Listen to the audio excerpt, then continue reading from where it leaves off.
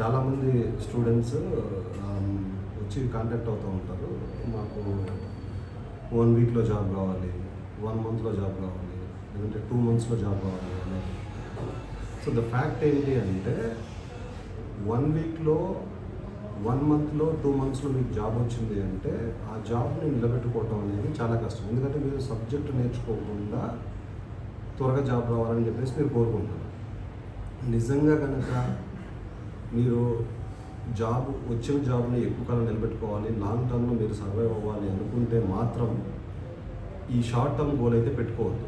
మీరు in case మీరు ఒక జాబ్ తెచ్చుకోవాలనుకున్నప్పుడు 1 ఇయర్ నుంచి మినిమం 1 ఇయర్ నుంచి ప్లాన్ చేసుకోవాలి. 1 ఇయర్ నుంచి ప్లాన్ చేసుకుంటే ఏమవుతుంది అంటే మీరు ఆ టెక్నాలజీకి సంబంధించిన అన్ని స్కిల్స్ మీరు అనేది ఓవర్ పీరియడ్ ఆఫ్ టైం బాగా ప్రాక్టీస్ చేసి ఉంటారు. కాబట్టి మీకు బేసిక్స్ కానీ సబ్జెక్ట్కి సంబంధించిన ప్రైమరీ స్కిల్స్ కానీ మీరన్నీ అవగాహన చేసుకుంటారు ఈ 1 ఇయర్లో.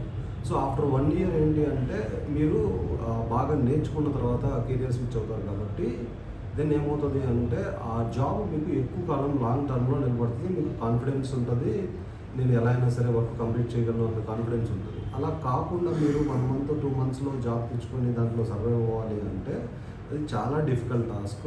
దట్టు ఏంటంటే మీరు అలా జాబ్ తెచ్చుకున్న తర్వాత మీరు వేరే ఒకరి మీద డిపెండ్ అవ్వాల్సి వస్తుంది. మీరు వేరే ఒకరి మీద కొంతకాలం వరకు డిపెండ్ అవ్వచ్చు, కానీ లాంగ్ టర్మ్లో డిపెండ్ అయితే మీకే అది ప్రమాదం. సో ఈ విధంగా చాలామంది స్టూడెంట్స్ నన్ను వచ్చి కాంటాక్ట్ అయ్యే వాళ్ళు 1 వీక్‌లో జాబ్ కావాలి, 1 మంత్‌లో జాబ్ కావాలి, 2 మంత్స్‌లో జాబ్ కావాలి అని అడుగుతూ ఉంటారు.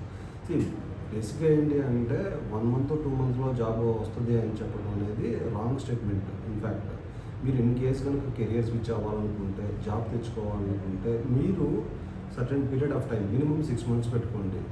More than 6 months is actually the right period to gain the skills. Once మీరు స్కిల్స్ గెయిన్ చేసుకున్న తర్వాత ఏంటి అంటే you will gain the confidence. Confidence ఉన్నప్పుడు ఏంటంటే ఎలా అయినా సరే నేను ప్రాజెక్ట్లో సర్వైవ్ అవ్వగలను, క్లయింట్ ఇచ్చిన టాస్క్ నేను కంప్లీట్ చేయగలను అన్న కాన్ఫిడెన్స్ వస్తుంది. సో దట్ మీరేంటంటే మీ అంతటా మీరు వర్క్ చేసుకోగలుగుతారు. సో ఈ విధంగా ఉండడం వల్ల ఏంటంటే మీరు వేరే వాళ్ళ మీద డిపెండెన్సీ ఉండదు. అట్ ది సేమ్ టైం మీ అంతటా మీరు టాస్క్స్ కంప్లీట్ చేసుకోగలుగుతారు. లాంగ్ టర్మ్లో మీరు సర్వైవ్ అవుతారు. అలా కాకుండా 1 మంత్ 2 మంత్స్లో మీరు ఏదో పై నేర్చుకుని జాబ్ తెచ్చుకుంటే వర్క్ సపోర్ట్ తీసుకుని సర్వైవ్ అవుతాను అంటే ఈవెన్ వర్క్ సపోర్ట్ తీసుకోవడానికి కూడా మీకు మినిమం స్కిల్స్ కావాలి. సో ఇలా మినిమం స్కిల్స్ లేకుండా మీరు జాబ్లో జాయిన్ అయ్యి వర్క్ సపోర్ట్ ద్వారా నేను సర్వైవ్ అవుతానంటే అది చాలా డిఫికల్ట్ టాస్క్. చాలా రేర్ కేసులో అది సక్సెస్ అవుతుంది. సో ఈ అప్రోచ్ కాకుండా ప్రాక్టికల్ అప్రోచ్ని ఫాలో అవ్వండి. సో దట్ మీరు లాంగ్ టర్మ్లో సస్టైన్ అవుతారు, కాన్ఫిడెన్స్ బిల్డ్ అవుతుంది. You can work on any task that is given by the client. ఆ విధంగా మీరు ఐటీలో సర్వైవ్ అవ్వగలుగుతారు.